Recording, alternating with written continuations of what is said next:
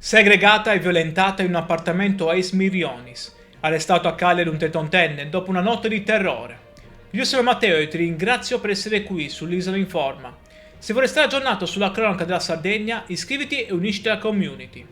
La vittima è una donna sarda di 31 anni.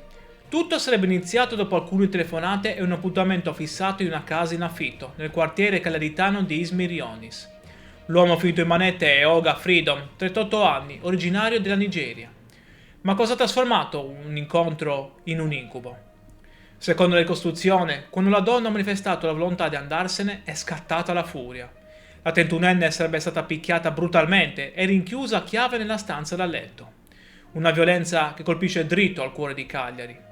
Non è solo un fatto di cronaca, è una storia che avviene dietro porte che incrociamo ogni giorno nei nostri quartieri. La privazione della libertà si è conclusa solo dopo l'abuso, quando la vittima è riuscita a chiamare il 112. I carabinieri del nucleo radiomobile di Cagliari sono intervenuti immediatamente. Ora l'indagato si trova in carcere in attesa dell'interrogatorio di garanzia davanti al GIP.